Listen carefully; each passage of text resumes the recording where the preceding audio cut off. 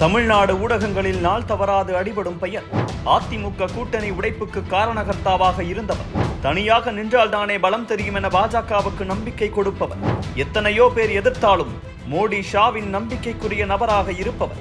இப்போது அதிமுக தலைவர்களின் ஒரே எதிரி கோயம்புத்தூர் நாடாளுமன்ற தொகுதியின் பாஜக வேட்பாளர். அவர்தான் பாஜக மாநில தலைவர் அண்ணாமலை. கரூர் மாவட்டம் அரவக்குறிச்சியை அடுத்த தொட்டம்பட்டியை சேர்ந்த குப்புசாமியின் மகன்தான் அண்ணாமலை. விவசாய குடும்பத்தைச் சேர்ந்த இவர் கோவையில் பொறியியல் படிப்பை முடித்தார். லக்னோ IIM-இல் MBA படித்தார். தொழில் முனைவோராக உருவாக வேண்டும் என்று MBA படித்த அண்ணாமலையின் பாதையை 2 சம்பவங்கள் மாற்றி உள்ளன. 2008இல் மும்பை தாஜ் ஹோட்டலில் நடந்த தீவிரவாத தாக்குதல் மற்றும் உத்தரப்பிரதேசத்தில் மலிவான தொகைக்கு கூட கொலை செய்ய ஆட்கள் இருக்கிறார்கள் என்று தெரிய வந்த செய்தி, இவை இரண்டும் தான் அவை. முதல் முயற்சியிலேயே IPS பாஸ் ஆன அண்ணாமலை கர்நாடக மாநிலம் கர்கலாவில் ASP-யாக நியமிக்கப்பட்டார். பின்னர் 2015இல் உடுப்பியின் SP-யாக நியமிக்கப்பட்டார். போதைப் பொருள் தடுப்பிற்கு எதிராக சாட்டையை சுழற்சிய அண்ணாமலை கடைகளுக்கு சாதாரண ஆள் போல சென்று பல அதிரடிகளை காட்டியிருப்பதாக செய்திகள் சொல்கின்றன. உடுப்பியில் ஒரு கடைக்கு சென்ற அவர் ஹான்ஸ், சிகரெட், பீடி போன்றவற்றை கேட்டிருக்கிறார். அங்கு சில்லறை விற்பனைக்கு தடை செய்யப்பட்ட பொருட்கள் அவை. ஆனால் கடைக்காரர் கேட்டதை கொடுக்க அங்கேயே 30,000 ரூபாய் அபராதம் விதித்த அவர், இன்றுக்குள் கட்டினால் இந்த தொகை, நாளை கட்டினால் 1 லட்சம் கட்ட வேண்டி இருக்கும் என்று எச்சரித்த சம்பவம் செய்திகளில் வெளியாகி இருந்தது. இறுதியாக பெங்களூருவில் துணை கமிஷனராக பதவி உயர்வு பெற்று அங்கு வேலை பார்த்துக் கொண்டிருந்த அண்ணாமலை என்ன நினைத்தாரோ 2019இல் பதவியை ராஜினாமா செய்துவிட்டு தமிழ்நாட்டிற்கு திரும்பிவிட்டார். கரூருக்கு வந்த அவர் விவசாயம், ஆடு மாடு வளர்ப்பு என்று முழு நேர பணியாக அதில் இறங்குகிறார். IPS வேலையை ராஜினாமா செய்துவிட்டு விவசாயம் செய்யும் இளைஞர் என்ற அறிமுகத்துடன் பிரபல வார இதழ் மூலமாக தமிழக மக்களுக்கு அறிமுகமாகிறார் அண்ணாமலை. வி த லீடர்ஸ் என்ற அமைப்பை தொடங்கி அதன் மூலம் விவசாயம் மற்றும் அது சார்ந்த விஷயங்களுக்காக உதவி கொண்டிருந்த அண்ணாமலையை இளைஞர்கள் பலருக்கு பிடித்து போனது. IPS ஆவதை வாழ்நாள் லட்சியமாக கொண்டு செயல்படுபவர்கள் மத்தியில் கிடைத்த வேலையை உதறிவிட்டு விவசாயம் பார்க்க வேண்டும் என்றால் எப்பேற்பட்ட துணிவு வேண்டும் என்று ஆச்சரியப்பட்டு அண்ணாமலையை பலர் பார்த்தனர். அதே ஆண்டில் அண்ணாமலையின் அரசியல் பிரவேசம் நடந்தது. எளிமையான பின்னணியில் இருந்து தோன்றியவர் பிரதமர் மோடி. அவரது வாழ்க்கை என்னை ஈர்த்து விட்டது. எனக்கான அரசியல் கட்சி பாஜக தான் என்று நினைக்கிறேன் என்று கூறி முரளிதர் ராவ், எல் முருகன் தலைமையில் பாஜகவில் இணைந்தார் அண்ணாமலை. ஆனால் அவர் இணைந்ததற்கு பின்னணியில் பாஜகவின் முக்கிய தலைவராக இருக்கும் BL சந்தோஷ் இருந்தார் என்று சொல்லப்படுகிறது. அவரது வழிகாட்டுதல் படியே பதவியை ராஜினாமா செய்த அண்ணாமலை தனக்கான இடத்தை கேட்டு பெற்றதாகவும் கூறப்பட்டது. அவருக்கு உடனடியாக மாநில துணைத் தலைவர் பொறுப்பு வழங்கப்பட்டது.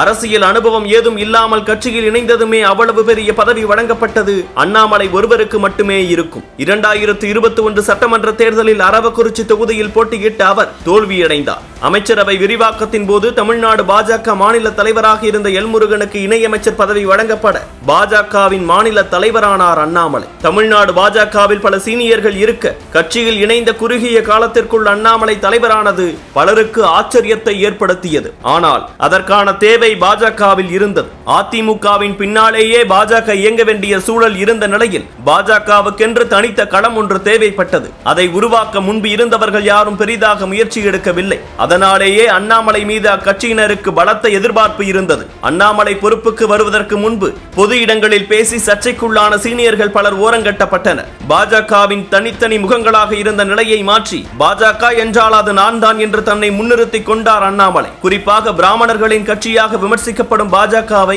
அதே பெயரோடு தமிழ்நாட்டில் கரை சேர்ப்பது கடினம் என அறிந்து கொண்ட அண்ணாமலை பெருவாரியான மாநில பொறுப்புகளுக்கு OBC ஆட்களை நியமித்தார். பாஜகவை முழுக்க முழுக்க தமிழ்நாடு சார்ந்த தமிழர்கள் ஏற்கும் கட்சியாக மாற்ற வேண்டும் என திட்டமிட்டு நடவடிக்கைகளில் இறங்கினார். இதோடு தினம் தினம் செய்தியாளர்களை சந்திப்பது, திமுகவை கடுமையாக எதிர்ப்பது, எந்த பயமுமின்றி எதையும் அணுகுவது என்று தனக்கென ஒரு பாணியை உருவாக்கி கொண்டார் அண்ணாமலை. தமிழ்நாட்டில் பாஜக அரசியல் வரலாற்றை அண்ணாமலைக்கு முன்பு, அண்ணாமலைக்கு பின்பு என்றே பார்க்கலாம். கூட்டணி கட்சிகளை மற்ற தலைவர்கள் அணுகிய விதமும் அண்ணாமலை அணுகும் விதமும் வேறு வேறானது. அண்ணாமலை பாஜக தலைவராவதற்கு முன்பு அதிமுக கூட்டணியில் இருந்தாலும் இரு கட்சி தலைவர்களின் சந்திப்புகள் ஏதாவது ஒரு பொதுவான இடத்தில் தான் நடக்கும். ஆனால் அண்ணாமலை தலைவரான பிறகு அதிமுக தலைவர்கள் கமலாலயத்தில் பாஜகவினரை சந்தித்ததும் ஈரோடு இடைத்தேர்தலில் யார் நிற்பது என்ற முடிவுக்காக அண்ணாமலையின் பதிலை எதிர்பார்த்து அதிமுகவினர் காத்திருந்ததும் தமிழ்நாடு அரசியலில் இதுவரை நடந்திராத சம்பவங்கள். கட்சியிலிருந்து நிர்வாகிகள் விலகியோ அல்லது இணைந்தோ கொண்டிருந்தால் தான் அக்கட்சி செயல்படுகிறது என்ற அர்த்தம். சமீபத்திய பரபரப்புகள் அப்படித்தான் காட்டிக் கொண்டிருக்கின்றன. முக்கிய நிர்வாகிகள் பலர் விலக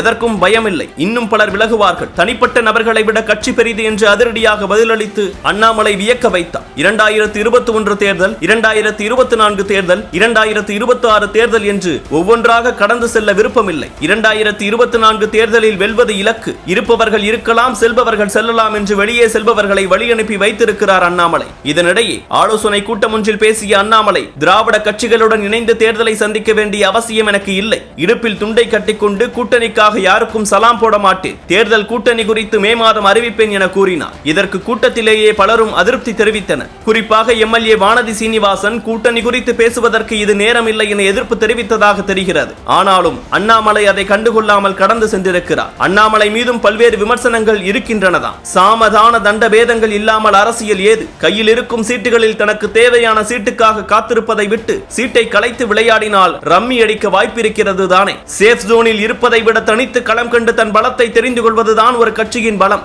இந்நிலையில் தனது குறிக்கோளை ஒரே ஒரு பேச்சு மூலமாக அடைந்திருக்கிறார் அண்ணாமலை.